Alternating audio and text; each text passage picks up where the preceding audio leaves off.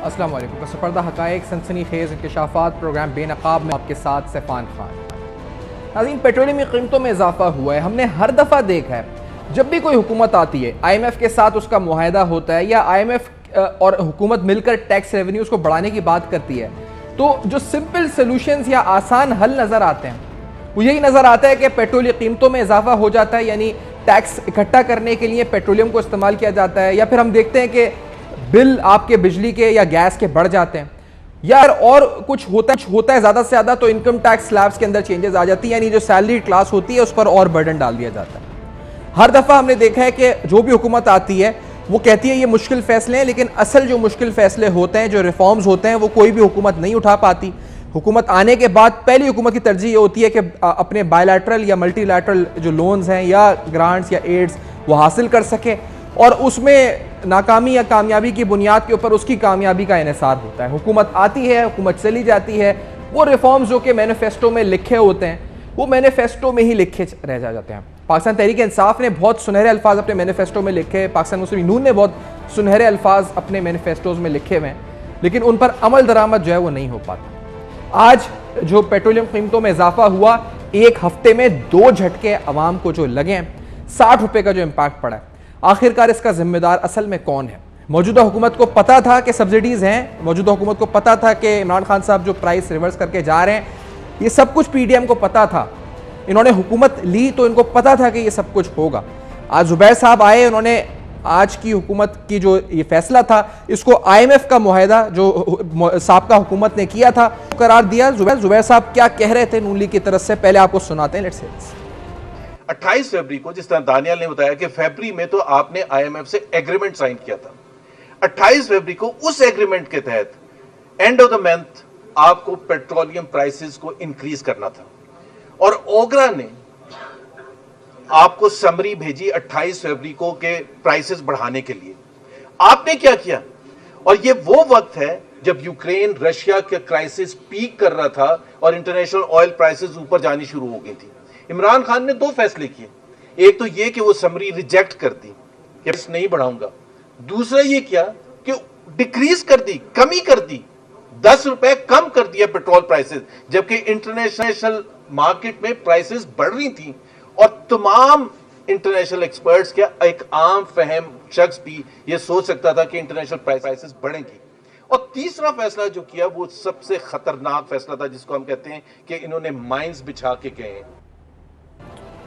ये इन्होंने बताया जुबैर साहब ने। ये शायद पहली बार नहीं नून लीग की हुकूमत से या PDM की हुकूमत से हम सुन रहे हैं, इससे पहले भी हमने ऐसे बयान सुने हैं। जिस मुआहदे की तरफ इशारा किया जा रहा है उस मुआहदे में, या वो जो 6 रिव्यू IMF का फरवरी में हुआ, मिनिस्ट्री ऑफ फाइनेंस की वेबसाइट पर आप जाके देख सकते हैं। 176 सफ़ात पर मुश्तमिल ये जो इस डॉक्यूमेंट है, इसमें जिक्र है पेट्रोलियम लेवी का। रेवेन्यूज़ के अंदर IMF प्रोजेक्ट करता है कि पाकिस्तान के जो फेडरल टैक्स रेवेन्यूज़ हैं उनकी ग्रोथ 25% होगी। साथ साथ उसमें कहा जाता है also be supported by higher environmental taxation by insuring petroleum development levy on gasoline and diesel. बताया जाता है कि we will raise by ₹8 per liter the PDL component, and we commit the to raise the PDL by ₹4 liter per month remainder of fiscal year 2022 until the maximum of ₹30 per liter is achieved। यानी 30 रुपए जिस मुआहदे की बात जुबैर साहब कर रहे हैं, फरवरी 2022 में ये हमारे सामने आया। We also reaffirm our commitment to not granting further tax amnesties and avoiding the practice of issuing new preferential tax treatment और एग्जेम्पशंस। तो सवाल आज ये है, जो मोअज़्ज़िज़ मेहमान आज हमें ज्वाइन कर रहे हैं, डॉक्टर शाहिद हसन सिद्दीकी साहब माहिर मईशत हैं, सीनियर माशी तज़्ज़िया-निगार हैं, लिखते भी हैं मईशत पे, बोलते भी हैं। जनाब हारून शरीफ बोर्ड ऑफ इन्वेस्टमेंट के साबिक सरबरा हैं, अहम की फाइनेंशियल पोजीशंस पे आप रह चुके हैं, गहरी नज़र रखते हैं माशी उमूर के ऊपर। हमारे साथ मौजूद हैं शमसुल इस्लाम साहब, कराची चेंबर ऑफ कॉमर्स के साबिक नायब सदर हैं, प्रोग्राम में साथ में शाहिद हसन सिद्दीकी साहब, क्या मौजूदा हुकूमत के पास कोई और ऑप्शन था या फिर इसके अलावा कोई ऑप्शन नहीं था जो कीमतें बढ़ी हैं? शायद ऐसा साहब। देखिए, पाकिस्तान तहरीक इंसाफ की हुकूमत के पास भी ऑप्शन था और मुस्लिम लीग नून और उनके इत्तेहादियों के पास भी एक ऑप्शन था। और उसमें पहले मैं बता दूं कि जो मैं ऑप्शन बताने वाला हूं, तो पहला एक सवाल है पिछली हुकूमत से भी और इस हुकूमत से भी, क्या पाकिस्तान में कानून तोड़कर चोरों से उनका नाजायज़ पैसा वसूल करने के बजाय जो हुकूमत के दस्तरस में है कानून तोड़ के और मईशत को तबाह करना, अवाम को तबाह करना, पाकिस्तान को सलामती को खतरात में डालना, ये कौन सा तरीक़ाकार है, पहले मुझे ये बता दिया जाए। नंबर एक, इसलिए मैं ये कहता हूँ कि ये जो पेट्रोलियम में इजाफा हुआ है इसकी जिम्मेदार दोनों हुकूमतें हैं बिलाशुबा। ये सही है कि 28 फरवरी को 2022 को इमरान खान साहब ने ये मुआहदा तोड़ा था IMF से, और वो तहरीरी मुआहदा तोड़ा था। अगर वो ये नहीं करते तो हमें किस्त मिल जाती $900 मिलियन की और ये मसले पैदा नहीं होते। लेकिन PMLN से मैं ये पूछना चाहता हूँ कि क्या ये बजट में नहीं था कि 610 अरब रुपये पेट्रोलियम लेवी में लिया जाएगा, जो पिछले साल जून में दिया गया था, वो तो पहले से भी बजट में मौजूद था। तो कौन सी नई बात हो गई? उस वक्त तो उन्होंने शोर नहीं किया। 610 अरब रुपया बजट में लिखा हुआ है। नंबर एक, तो ये तो बिल्कुल बात हो गई वाज़ेह। मगर सवाल सिर्फ ये पैदा हो रहा है कि ये जो हुकूमत कहती है हम सब्सिडी दे रहे हैं, ये झूठ बोलना बंद कर रहे हैं। हुआ ये था कि आपको मैं बता दूं कि जुलाई 2021 से अप्रैल 2022 के 10 माह में 65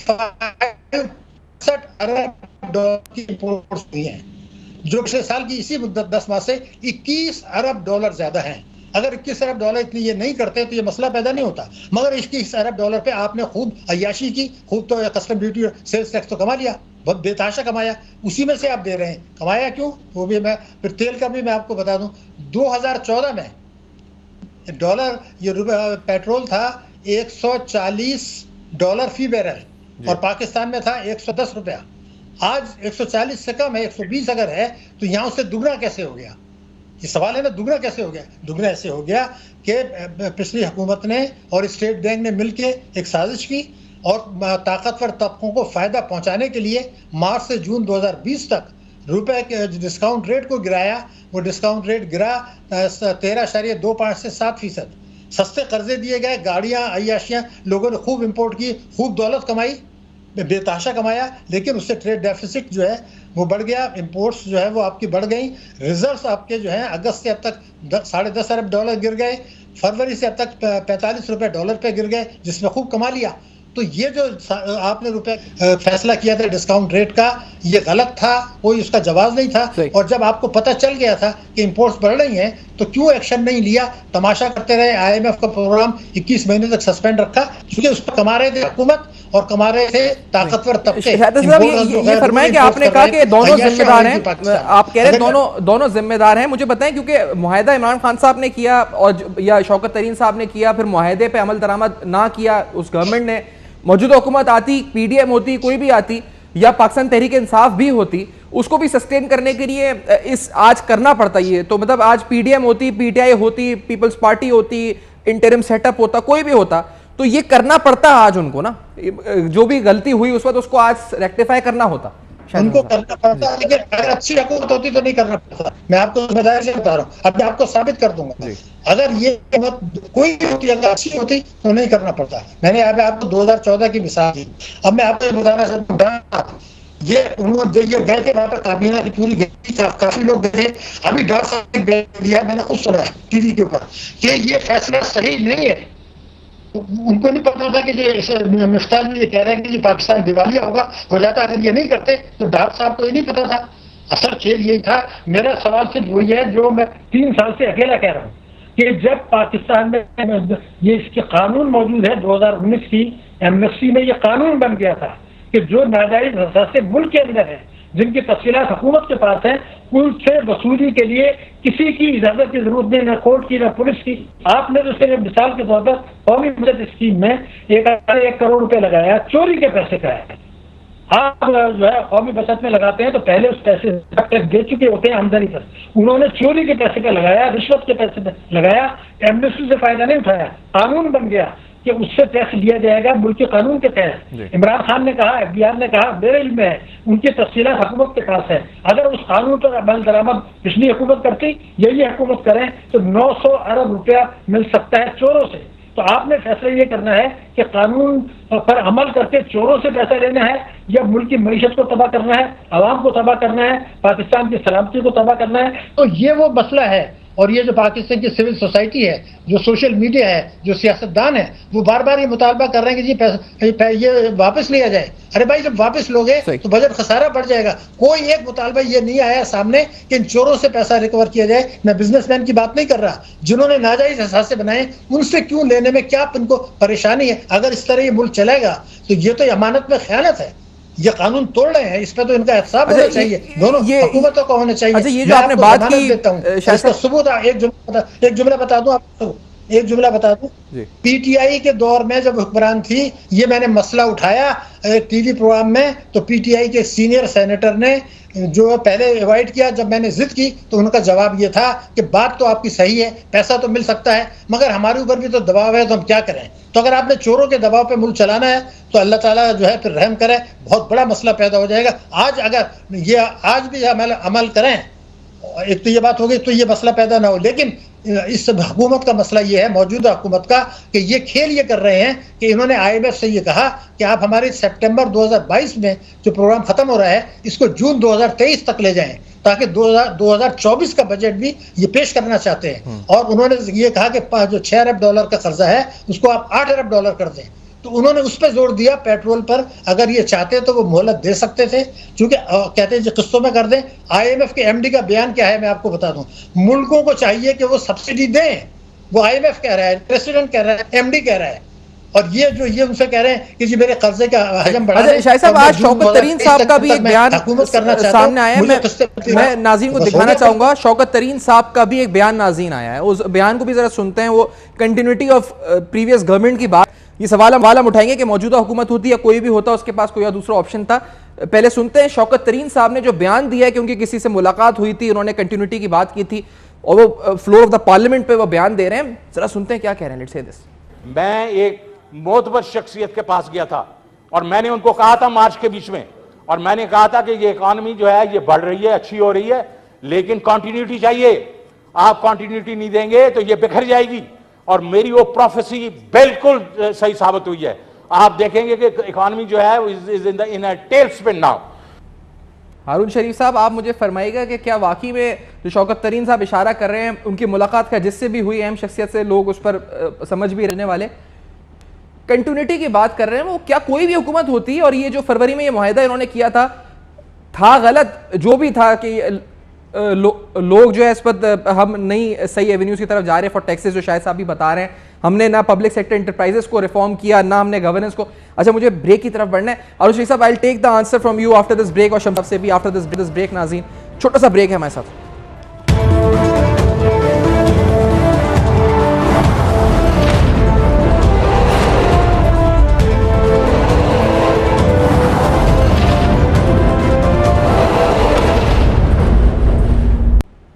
वेलकम बैक। आप देख रहे हैं बेनकाब, और आज बेनकाब में कुछ अहम सवाल हम उठाए। आपके सामने IMF का वो मुआहिदा रखा है जो फरवरी 2022 में सामने 6 रिव्यू के दौरान उस मुआहिदे में साफ लिखा हुआ है कि किस तरह हुकूमत ने ये तय किया था, एग्री किया था कि पेट्रोलियम लेवी बढ़ाई जाएगी और किसी किस्म की सब्सिडी जो है प्रेफरेंशियल नहीं दी जाएगी।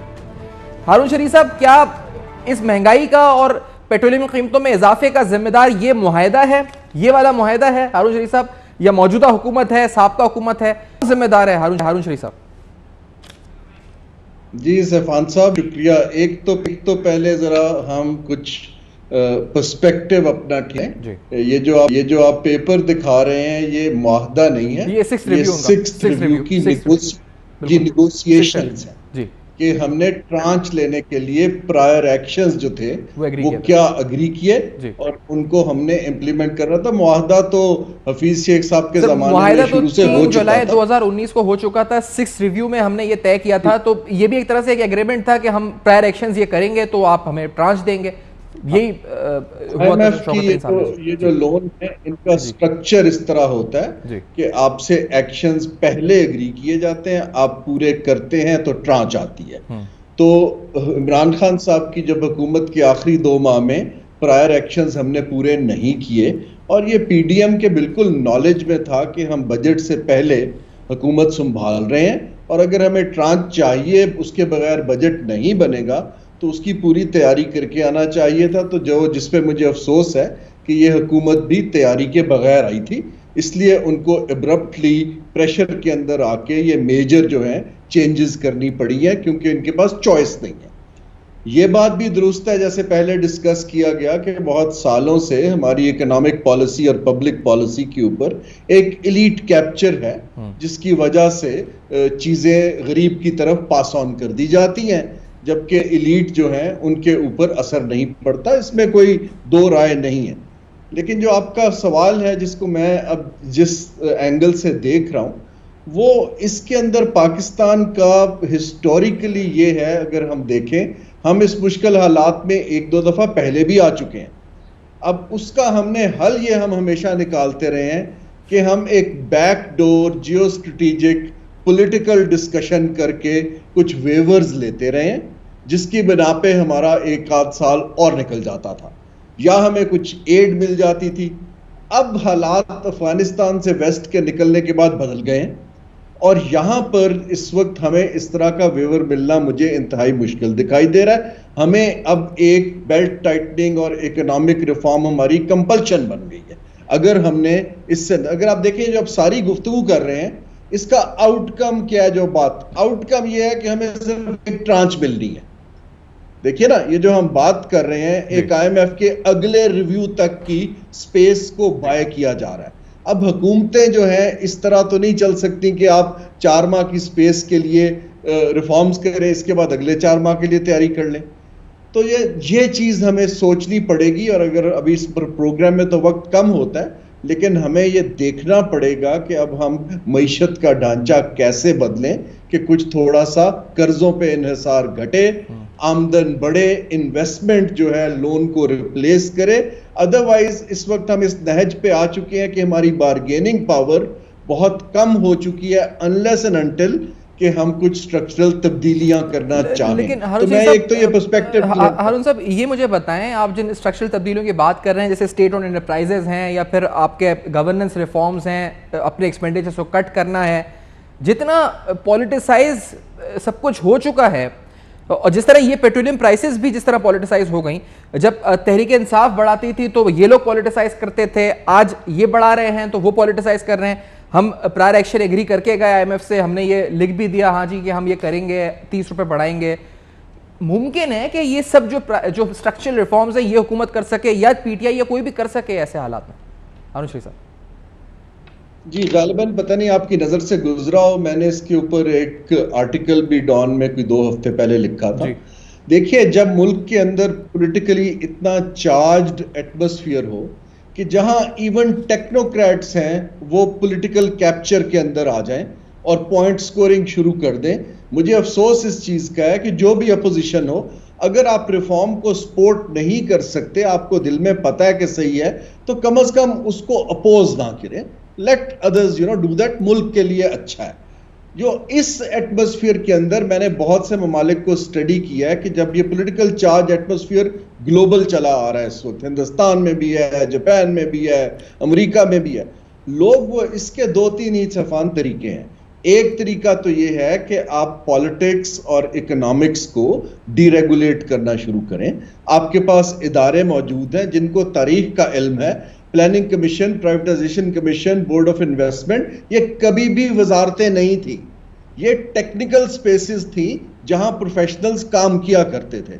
हमें ये डीरेगुलेट करके पॉलिटिक्स से इकोनॉमिक रिफॉर्म के प्रोसेस को बाहर देना पड़ेगा। मैंने महातीर मोहम्मद साहब से बात की, उन्होंने भी यही किया, बाकियों ने भी किया। ये जो इस वक्त जो हमारी कंस्टिट्यूएंसी की पॉलिटिक्स है वो तो इतनी इंटेंस है कि हम तो एक दूसरे से ट्विटर के थ्रू बातचीत करते हैं, हम इकट्ठे बैठ के इसका हल कहां से निकाल लेंगे।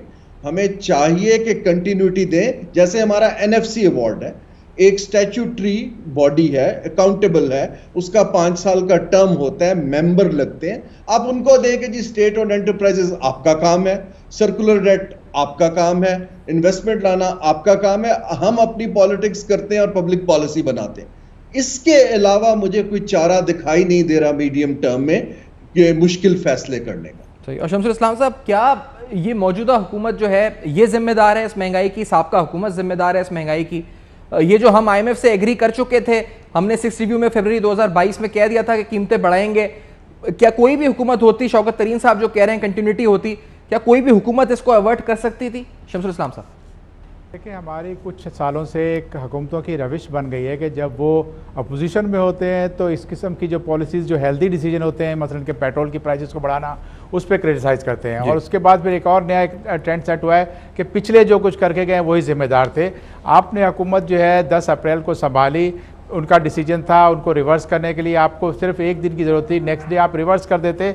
तो ये जो आज आपको जो 60 रुपये का जो एक हफ्ते के अंदर आपने प्राइस बढ़ाई है, उसका इतना बड़ा इम्पैक्ट नहीं आता, बल्कि वो कम होता। और फिर साथ ही आपके शोज़ में और मैं मुख्तलिफ जगह भी कहता रहा हूँ कि जो बिजली का जो इंक्रीज़ है, पेट्रोल की जो प्राइसेस हैं, उसको एकदम से बढ़ाएं नहीं, ज़्यादा करके ना बढ़ाएं, बल्कि उसको दिनों के हिसाब से डिवाइड कर दें।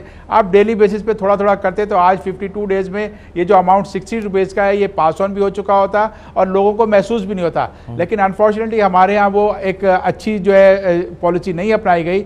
और साथ ही आप देखें ना जी, ये लॉसेस जो चले आ रहे हैं, ये सारे फिस्कल जो है आपके जो डेफिसिट है वो बढ़ता जा रहा है। पिछली हुकूमत में भी फिस्कल डेफिसिट बढ़ा और अभी भी उसके ऊपर कंट्रोल करने की नहीं बारी आई। और हर दफ़ा हर हुकूमत माजी में जितनी भी हमने देखी है कि वो जितना भी जब बर्डन होता है, जब टफ टाइम आते हैं, तो उसका सारा का सारा बोझ गरीब आवाम पे डाला जाता है, जो ऑलरेडी 85% इनडायरेक्ट टैक्सेस के बोझ के तले दबी हुई है। तो हुकूमत को तो चाहिए होता है कि आप इतनी बड़ी आपकी एक साइज़ है गवर्नमेंट का, जिसमें आप असम्बलीज के मेंबर्स हैं, मिनिस्टर्स हैं, आप उनके पर्क्स, उनकी सैलरीज को कम करें। दुनिया में ऐसे कई ममालिक की मिसाल है जहाँ वो सबसे पहले अपने घर से स्टार्ट करते हैं, अपने मिनिस्टर्स की सैलरीज कम करते हैं। लेकिन अनफॉर्चुनेटली अभी तक किसी हुकूमत में हमने नहीं देखा कि जहाँ उन्होंने ऐलान किया हो कि आज से हमारे जो असम्बली के मेंबर हैं, जो मिनिस्टर्स हैं, अच्छे खासे खाते पीते बैकग्राउंड के होते हैं, अच्छा बड़ा कारोबार होता है उनका, कि वो आज से सैलरी नहीं लेंगे, हम उनको फ्री पेट्रोल नहीं देंगे। तो ऐसे डिसीजन करने का वक्त है। आज पाकिस्तान जो है, जो पॉपुलिज्म की जो पॉलिसीज का शिकार है, उसका रिजल्ट हमने देख लिया। श्रीलंका में भी ऐसा होता था। खैबर में और कुछ गवर्नमेंट्स ने 40% जैसे 40%, 35% कट्स लगे हैं।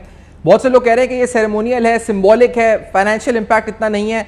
कोई कैलकुलेशन है, कुछ है कि इसका कितना इंपैक्ट पड़ेगा अगर इनकी बिजली और पेट्रोल बंद हो जाए? देखिए, ये 40% नहीं, इस वक्त 100% का कट लगाने की जरूरत है। और आपको सूबे की तमाम गवर्नमेंट्स को, तमाम सूबों को, साथ ही फेडरल गवर्नमेंट को एक बहुत बड़ा अमाउंट है जो फ्री पेट्रोल का जा रहा है, जहाँ पर फ्री उनको बिजली गैस दी जाती है, यहाँ तक कि उनके सिक्योरिटी गार्ड जो है उसकी पेमेंट भी हुकूमत कर रही होती है। तो ये सारा जो है अब हमें ख़त्म करना पड़ेगा। हमें एक एफिशिएंट पॉलिसीज लानी होंगी। हमारे पास अब इतनी गुंजाइश नहीं है। हमारा जो फिस्कल डेफिसिट है इस साल जो जून में आई थिंक मुझे नज़र आ रहा है कि 8% को टच कर जाएगा। इसको कंट्रोल करना होगा। जो फंडामेंटल रिफॉर्म्स हैं इकोनॉमी के लिए, उसको हमें लाना होगा। अब आपको मैं मिसाल देता हूं कि अभी आपने जो है अनपॉपुलर डिसीजन लिया और साथ ही जो है अपना अगर ऑस्टेरिटी मेजर नहीं किया, कि अपने सरकारी खर्चों को कम नहीं किया, तो उसका इम्पैक्ट कोई नज़र नहीं आएगा, बल्कि वो इन्फ्लेशन की शक्ल में आपके लिए एक और बड़ी मुसीबत खड़ा करेगा। आवाम को जब खाने पीने की चीज़ें महंगी मिलेगी, पेट्रोल उनको महंगा मिलेगा, आम आदमी पे पेट्रोल का इतना असर नहीं पड़ता, वो तो अमीर आदमी होते, लेकिन जो डीजल का है उसका इम्पैक्ट आता है। डीजल आपके एग्रीकल्चर सेक्टर पे भी यूज़ होता है। तो हुकूमत को एक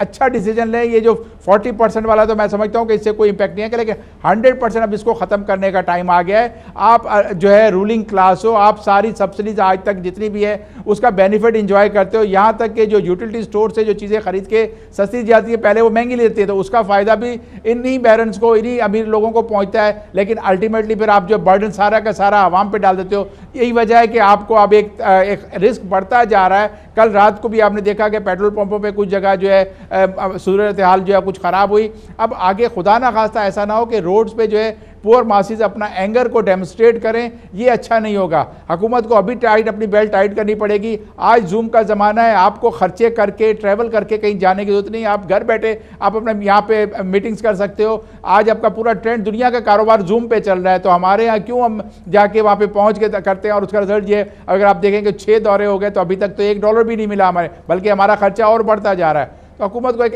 हेल्दी और अच्छी पॉलिसी लेनी होगी और अपोजिशन को साथ जो है वो भी एक विजडम को उसको अवेल करना चाहिए कि ये ऐसा ना हो कि जो आप अगर जो हेल्दी डिसीजन लो और उसकी फिर अपोजिशन के तौर पे फिर आप सामने खड़े हो जाओ, तो फिर तो कभी भी रिफॉर्म्स नहीं आएंगे। क्योंकि पिछली गवर्नमेंट ने भी अपोजिशन के दबाव में आके पेट्रोल की जो प्राइसेस को रिवर्स जो है वो फ्रीज किया था और अब जाके फिर वो करना पड़ा। तो इसका तो पाकिस्तान के लिए अच्छा नहीं है। ठीक है, लेट्स टेक अ ब्रेक। नाज़रीन, ब्रेक के बाद वापस आते हैं, हमारे साथ रहेगा।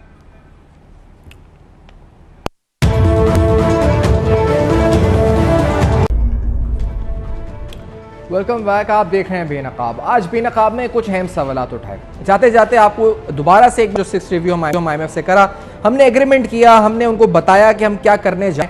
साबका हुकूमत ने फरवरी 2022 में IMF को क्या कहा था, जरा ये देखते जाएं। बाकायदा हुकूमत ने उनको कहा कि हम पेट्रोल की कीमतें बढ़ाएंगे। As such we will raise ₹8 per litre the PDL यानी पेट्रोलियम डेवलपमेंट लेवी, और 4 रुपए के हिसाब से यानी इसका इंपैक्ट पड़ेगा हर माह।